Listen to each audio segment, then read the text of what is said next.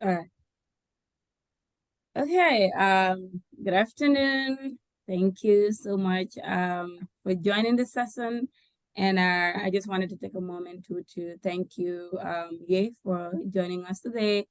And I know that you work at the RTI, the Triangle Institute.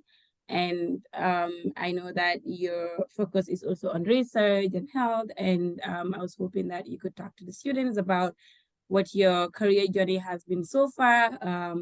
And feel free to talk about from when you were at Hella to where you are now.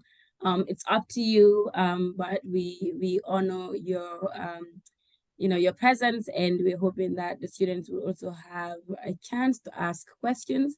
At the very end, maybe after your presentation, we're going to just open it up. Students can either raise their hands or they can send the questions to the chat, or just send it to me and I can ask on their behalf. But we just want to make it interactive and learn about what you've been up to and any advice that you have for students that are attending. So thank you so much for being here today.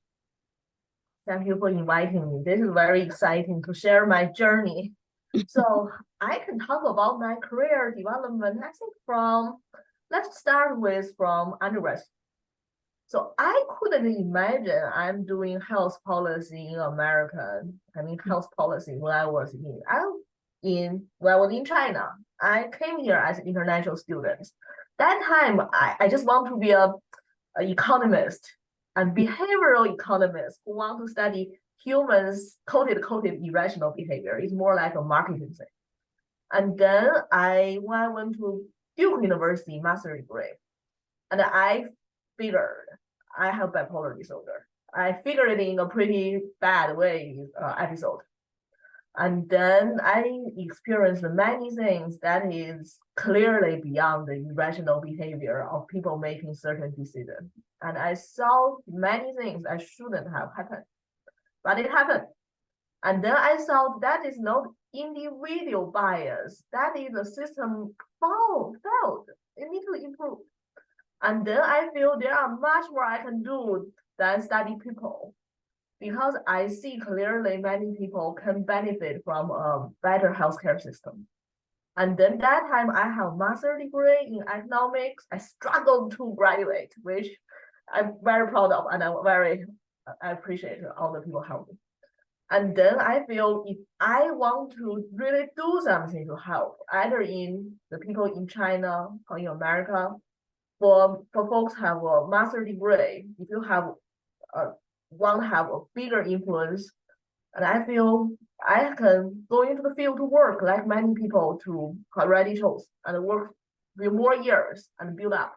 The other is maybe I just got a PhD degree, and then I did it. And that time I applied a bunch of places, and I found Brandeis has a perfect match. The social policy program has a sub-concentration called Institute of Behavioral Health, so behavioral health concentration. And then I was admitted. And then I learned a lot of clinical knowledge about mental health and substance abuse here.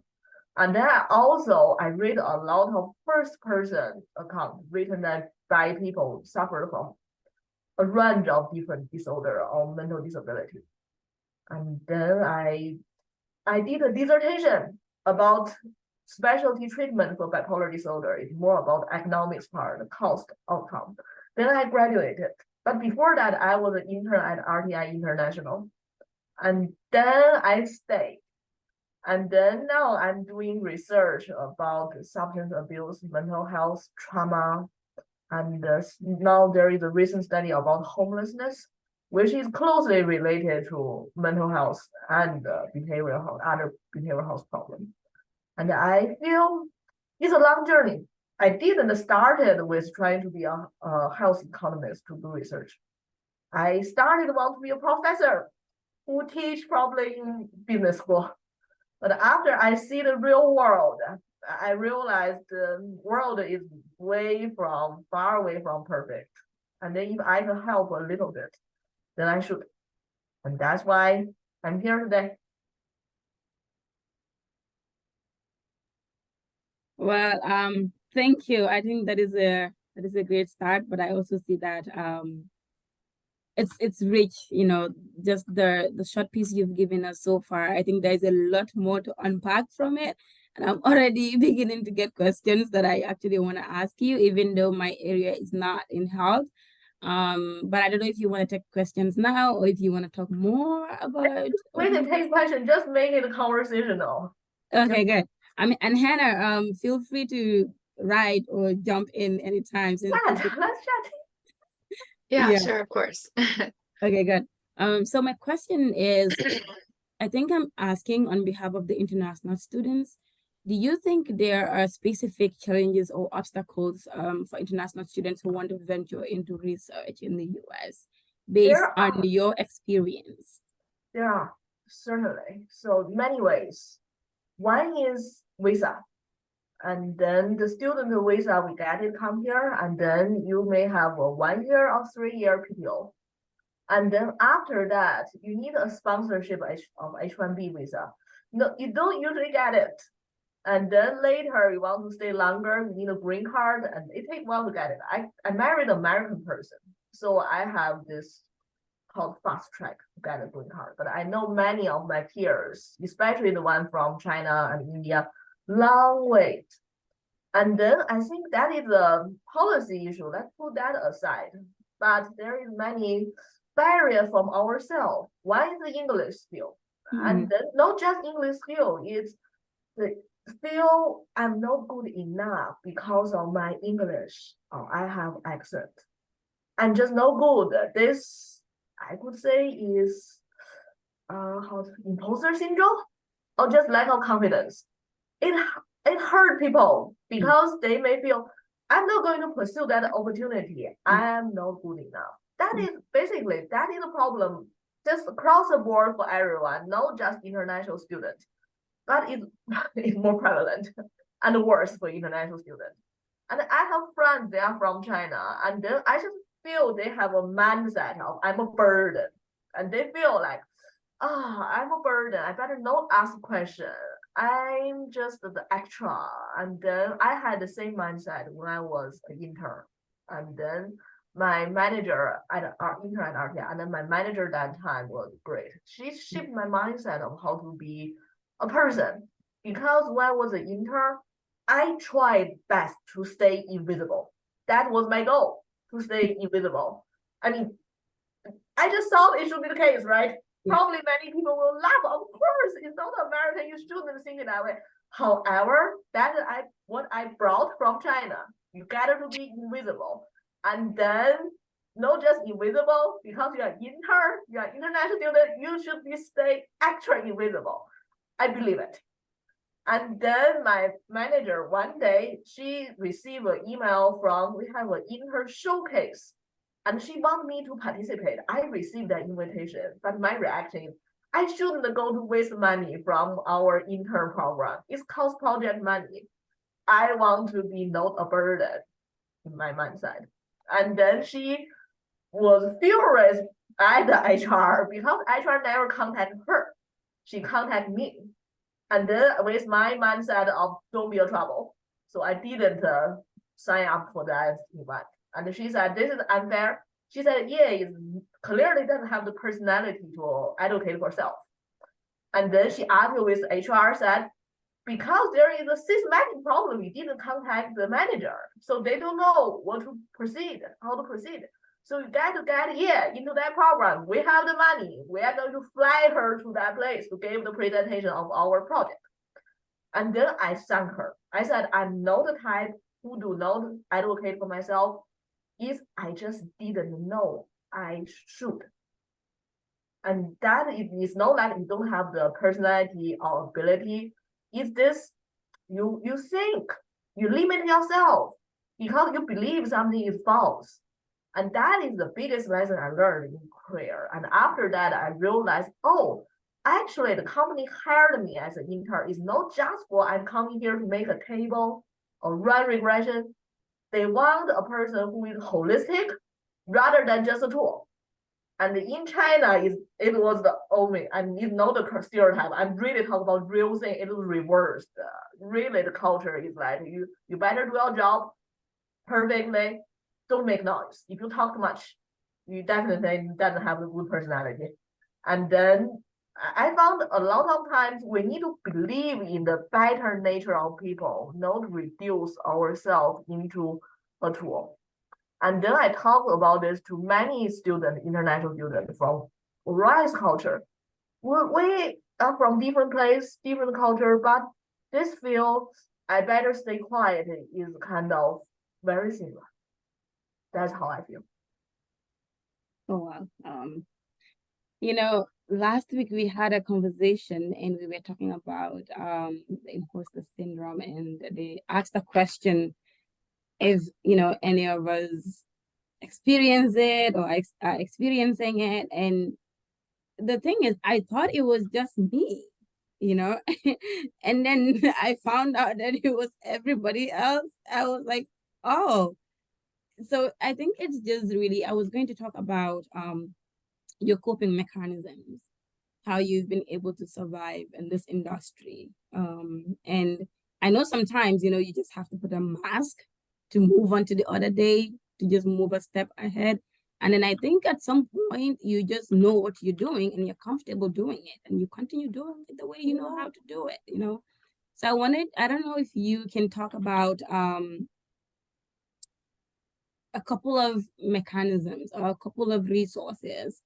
It can be your mindset. I don't know what you have to say about it, but how have you navigated it to be where you are today? Yeah, I can talk about that. So I've come from a very reserved culture. Basically, said you shouldn't talk too much.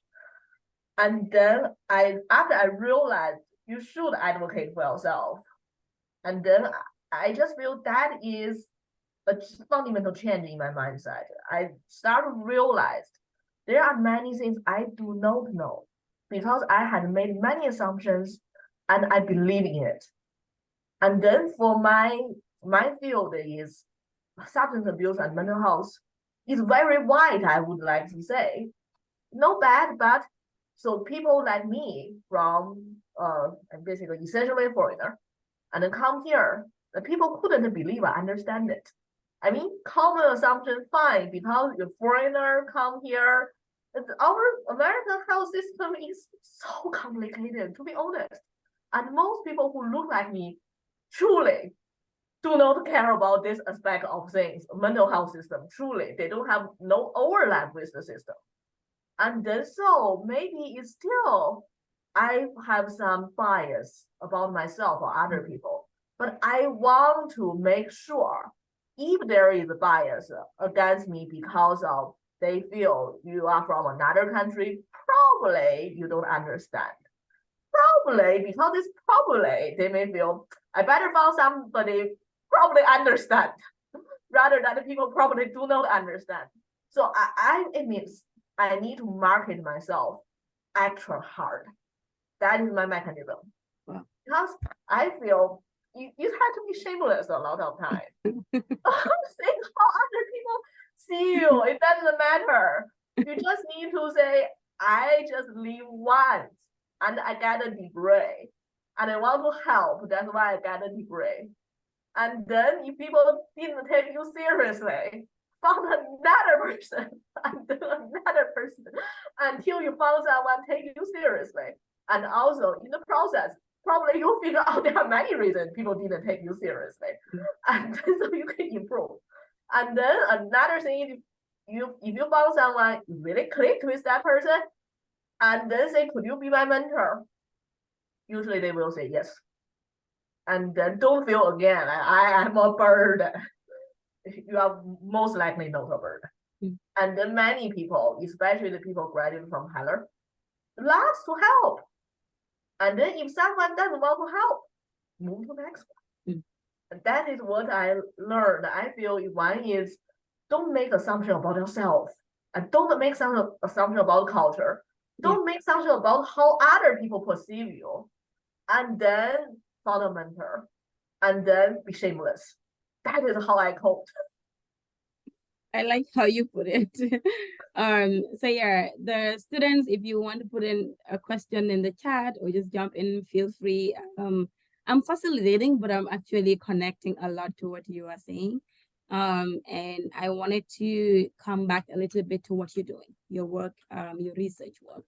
And maybe if you can talk a little bit about some highlights from what you've been doing the past year. And yeah, so we can just get a little bit of insight So to what. start with when I was a handler. So when I was a handler, actually focus a lot about learning just because the system truly is complicated. Even though I had the lived experience of living through many pretty crazy situations, but I found when you read about it, it's a different story. And then I spent a lot of time to read, and talk to people to understand. And then I spent 2 years and then to do my dissertation. And then I got into a lot of advocacy work because there are policies I do not feel they are helpful. I live in Massachusetts, so I feel no, it's not helpful, even though it has an honorable cause. And then in that process, I start to realize policy making is a lot of it advocacy, not just write a paper. And then I get into the research industry, and then I do a lot of work in consulting for federal government. We have very large projects. Sometimes is NIH, National Institute of Health, that have a grant, pretty large as well. And then I'm a quantitative analyst. It means I do a lot of data analysis using data and SAS. I'm pretty good at it because I was trained as an economist. And then I found the tough part is still to understand the system. A lot of times we understand a thing is based on personal experience, friend experience. And I found one thing I really feel I benefit from Heller is when I was in my third year, maybe third year or fourth year, I took a class called the grant debate about social policy. And then when I was in China, I truly didn't learn how to think critically because at that time, the education was truly about memorize everything. There is only one answer. And then in that class, I learned to listen to different opinion, how people tackle an issue from different perspective, and then how the two persons may have different political leaning and end up see things in the same way, but from different reasons, different conclusion. And so I start to really focus on how people think and then how people logically reach a conclusion. And then I found that ability helped me a lot in my later research. It means rather than people can tell me this is a great policy, terrific, start with an honorable cause. And then I will ask myself, okay, it must be an honorable cause. I 100% agree. However, from the cause, from method, either method have any hypothesis, and then you assume the system working that way. And then implementation, is that real world function based on your hypothesis? And then to the conclusion. So there are many steps in between. And I found after I start to see things in a more critical way, rather than just say, oh, that policy is good because proposed by a good person. Oh, that person, I like them. And so I start to really think hard. And then there is the tough part is American how is polarized. And then usually you want to stand with your camp. And I'm always the person ask question to no matter who says what. It gets me into some headache of my own making. It's just American current reality. But I still think as a scholar, as a person who want to do help to do social justice, we need to think for ourselves. Otherwise, many policy can be misguided with the best ever intention. And I think that is the purpose of having an education. And then I apply this principle at my work. It means I'm able to see some flaw. And because the way I think was trained at Harvard. And then I'm able to say it in a polite way rather than saying, oh, you guys stupid. I know best. No, get to say it in a proper way, kind, nice, and true, helpful to others. And then I think a lot of time work is about not just to do the data or know a theory, know a system, write a paper. You are working with people. And then it's really about how you function, work together with a colleague. If you are not working with a colleague well, people all become dysfunctional and frustrated, make no progress. So what I want to say is, so the way of thinking, train yourself to be critical, and then train yourself to how to communicate, to make sure your idea can be expressed in a respectful way, effective way, to let your colleague understand, and also be generous. Another thing I haven't mentioned, be generous. Now the world is tough. So many things going on. I think everybody appreciates other people being generous, and then we evoke the best of other people, and then we are all, good shape. Okay, did I answer your question? I think you did, and you actually touched on something that's very important to me because you talked about. I think you drew a little bit from your culture, looking at ways that it can. I don't want to say an obstacle, but like some shifts you need to make when you come here. So, for example, where I come from, looking at people directly when you're talking to them, especially an elderly person, can be considered a little bit rude, right? But here, that is translated as a sign of being confident or knowing what you're talking about. But also in the work that I am into activism a lot, and my area is gender and social justice. And I've always said that I think the way that we do the work, that we are able to be effective, is how we do it. It's not necessarily what we do. So talking about understanding if you're sending an email and the tone of that and how you approach that and how effective that can be, because no matter who they are, whether they are presidents or general secretary, they're still people, and I think just talking about that approach to be able to, achieve outcomes is really important. We have a question in the chat, and it says, Hannah said, I would love to hear more about your work with mental health and homelessness, and also your experience with long-term healthcare policy. How do you see policy around these subjects changing in the future? That is a big question. I think a lot of how the policy change in the future. I don't think I'm in a position to answer, but I can tell you what I'm doing. And then when I started my work, I believe I can answer the question quickly, but I found no, we just need to work from the bottom to gain experience. And I see many people when they work 20 years, they do have the influence to shape future, shape policy. They do.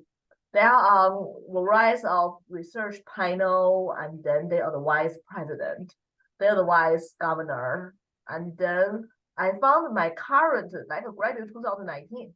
I tried my best to balance my work life advocacy, a variety of things. And then for now, I am focusing on both research. Research is really a lot is about doing data. The world loves data. And then use data to inform decision. And then decision is made by politicians.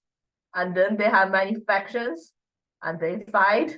But we are supposed to say what is the objective, the answer we get based on research. We have a voice. We need to say what we know. That is truthful testimony. And then let the politician, we can keep on being vocal about this is what we found. And found every opportunity to be vocal about what you found. And then it will take a while for things to get better or in the way you want it to happen. Like how things will go for people with serious mental disorder. And many people end up on the street, right? Many people end up in jail. And then what can I do about it? I can give you a concrete example. Like I cannot really do anything directly about it, but recently my work invited a person who is an advisor for California, a mental health policy reform. And then that reform is is very interesting. You can say it can be controversial, can be constructive. It's mandatory treatment for people who clearly psychotic and homeless. And then there are many advocates that that's deprived of civil liberty. And many people say, no, that illness deprived their basic human dignity. And for people who live in that situation, people have very different opinions. Some feel I'm not going to get treatment. Some said, why you didn't force me into the hospital early on? You see, there is a lot of different people's lived experience. And then I emailed the person who is the advisor. I said, hey, this is my experience. And then the experience may help you to inform the policy, may not, but I'm going to say it. And then he actually was thinking about another thing called telehealth 2.0. Now our telehealth is more like I want to see my psychologist, psychiatrist.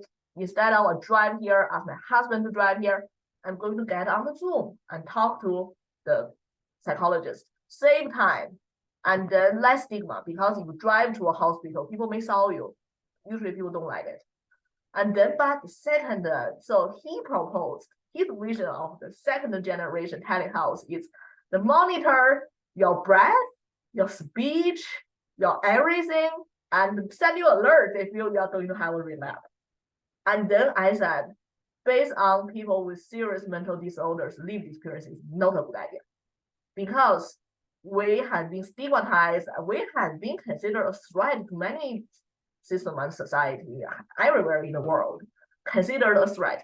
We truly do not want another monitoring going on. That can hurt people, make people less trust doctors rather than more trustful. So I emailed that to him.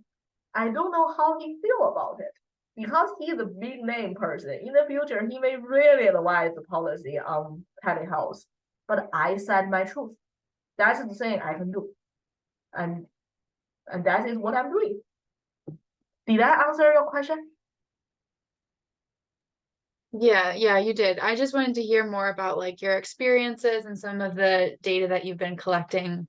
I guess like if you're on more of the data analysis side, what kind of questions are you looking at in terms of these subjects? So now it's like I'm not at the principal investigator level. A lot of times it's my boss get the project, and then I work on it, and more like the methodology part, and then do the ground level analysis part. And then nowadays, most of our data is administrative data from jail, from homeless center, from this type of places. They have the entry record, and then insurance claim. We have many out-payer data, and then you dig into those insurance claims, like for Medicare, Medicaid, and then for private insurer, and then you take out the person's diagnosis and then procedure, and you can try to picture this person's this life trajectory. Well, it won't be really accurate. It has some gap. That is the best we can do. So now there are a lot of focus on making data to make decisions, but we use most of the time the project I work on, I don't mean everybody use data in that way. Is we use what we have. Surely there are some data quality problems, like using insurance claim cannot capture many people who didn't get treatment. For the people who live under the bridge, homeless, have serious mental disorder, they probably not in the system at all. So we use what we have. But we also need to remember there are many limitations. And then person's qualitative interview, their experience matters as well. And so my research for now is learning more about the research. Did I answer? All right, great. Thank you. Great questions, Hannah. And like I said before, feel free. We have about 30 minutes. Even if you have more questions you want to ask, feel free to write them in the chat or just jump in. But I was going to ask you, have you guys considered the place of AI in the work you're doing? Are you guys, Oh, what are you? Because I know every sector right now, every industry has something to say yep. about it. So So I can yeah, just talk about myself. yeah. I'm a big fan of AI, honestly. I AI has many advantages. I suggest if you are able, get a subscription for ChatGPT. It is ChatGPT Plus for international student probably is expensive, $20 a month. But I found there's a lot of things it can help you learn it so fast. For example, I'm just talking about individual level. How my company want to use AI, I don't know. Or even I know I'm not supposed to say. And then so I can talk about my personal experience just as a worker. And so I want to learn many things I do not know. For example, I want to learn how to use data, that programming language better. And then usually I would just okay, Google it. I may find the answer, may not. I'm not the best Googler either. So ask ChatGPT, that most famous AI, that I'm trying to do this. Explain to me. Give me what to do. It will. It will really give you good answer. Another time I did a thing is I have no knowledge of Python. It's another programming language, even a little bit. I learned other programming language like 10 years, 15 years ago. Yeah, no, almost 20. And then I just say, please tell me, teach me how to download everything. I wrote an app, no sophisticated, but I did wrote an app to from learn Python to all the way upload it to Google Cloud and run it and demonstrate it to other people 10 days. You see how powerful that is. It can get a person who like me, clueless. I was by no means a good CS programmer, the programming problem. No, I but this kind of AI, it can embolden you. Like it used to be, you believe a lot of things is called I cannot. That is not my thing. I cannot. For example, another thing is writing. I'm not a native speaker. It means if I want to write, truly I can. But it's discouraging for me when I realize I don't have an editor, or you need to pay the editor. Or my editor, my husband is busy. Or my husband is not interested in this topic, don't know what to do with it. And then now I feel okay, I can write it because the AI will help. So I feel there is a system that just sit here around. And then I suggest people to learn about it. This all on macro level as person, as a worker, how to develop you professionally. For the larger picture, I believe AI will be more and more prevalent. And then there could be good things, and there could be massive layoff, exacerbate disparity, the class-based, and then maybe more job will concentrate on people who are senior level, a junior level job going away. And then because of AI doing it pretty good. And so I don't know. But I think for now, what we can do is build up ourselves. It's kind of like what can we do in this? This is industrial revolution. As individual, we're pretty, I would say, powerless in a way. But what we can do is learn how to use it ethically. And then if your company has, usually the company now probably have some kind of exploration of AI, join that team. Ask them how we want to reform because everyone is making exploration of their world kind. And then how, if we are going to the world AI, most companies will, because of the very tough competition for lower cost, will start, already started.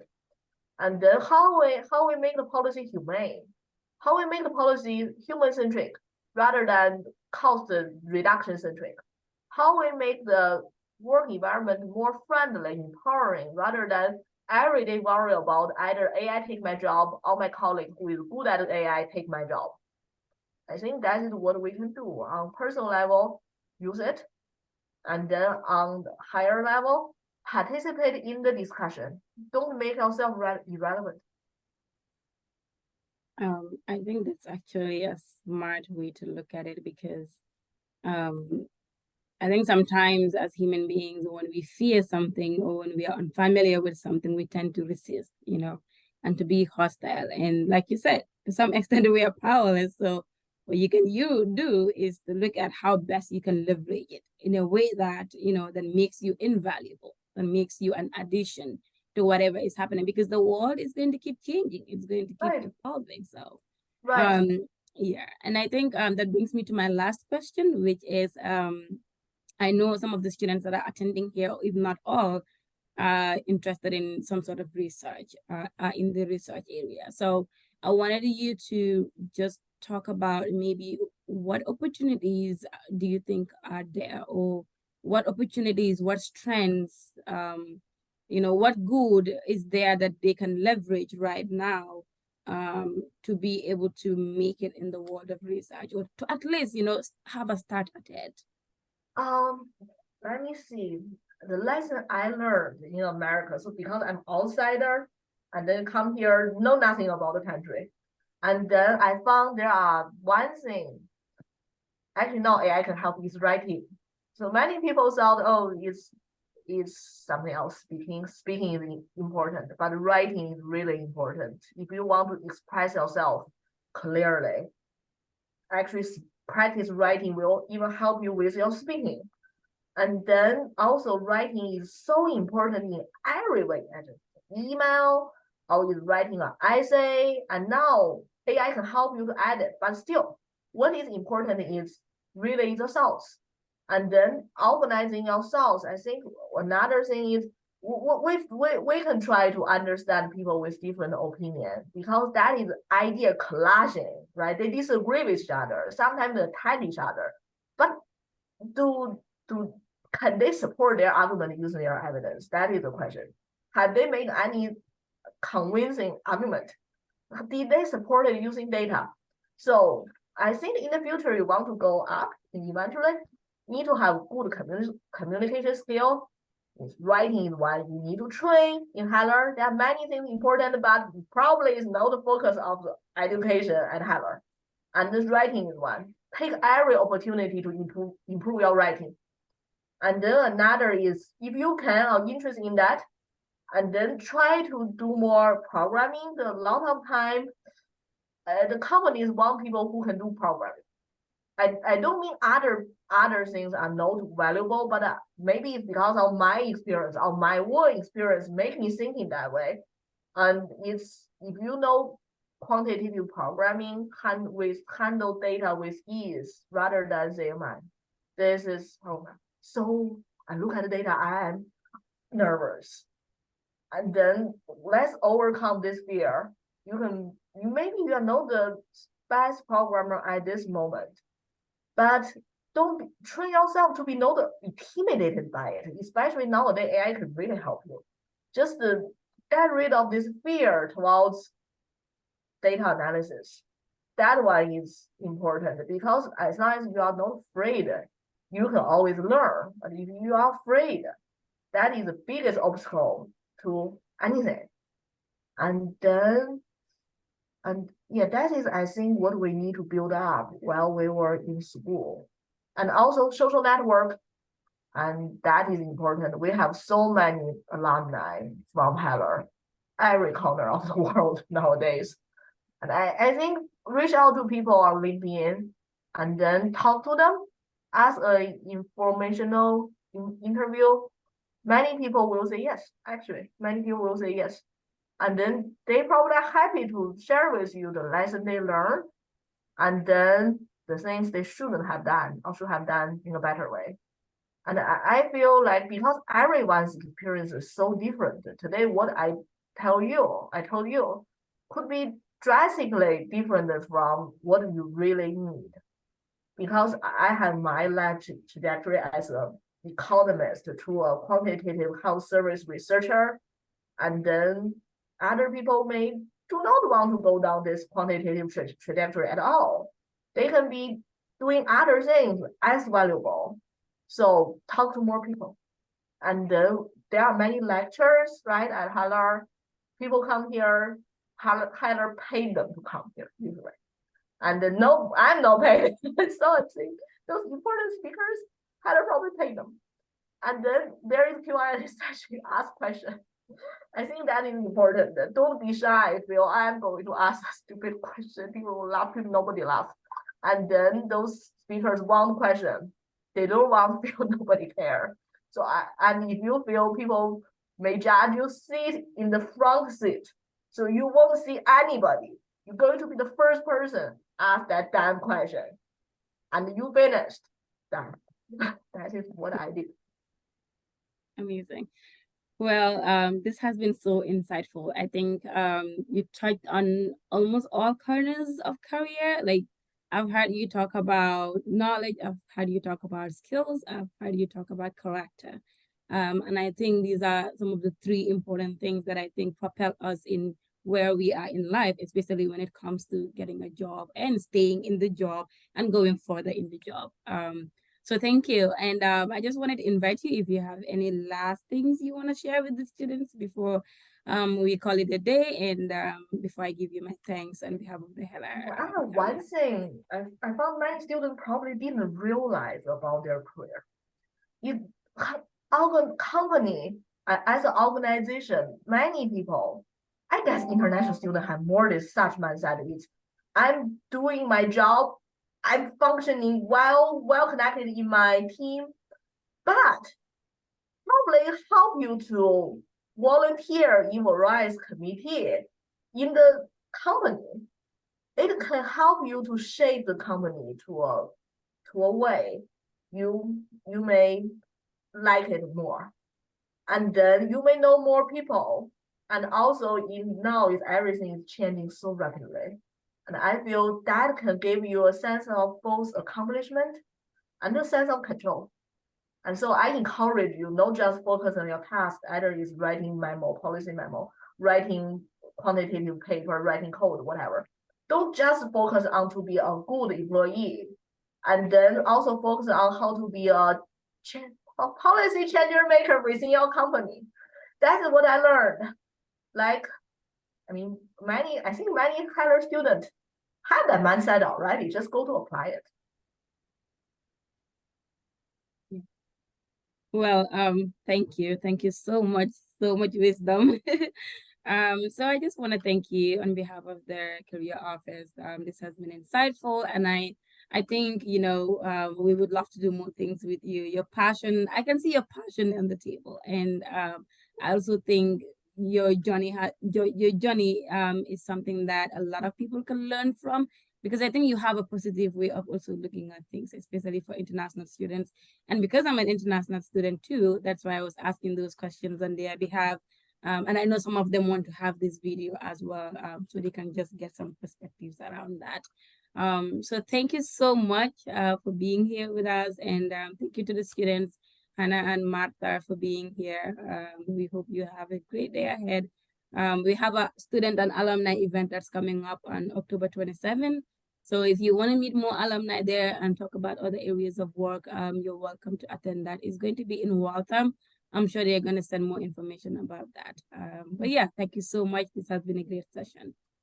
Yep. Bye, everyone. I'm really honored to be here. Okay. Bye. Bye.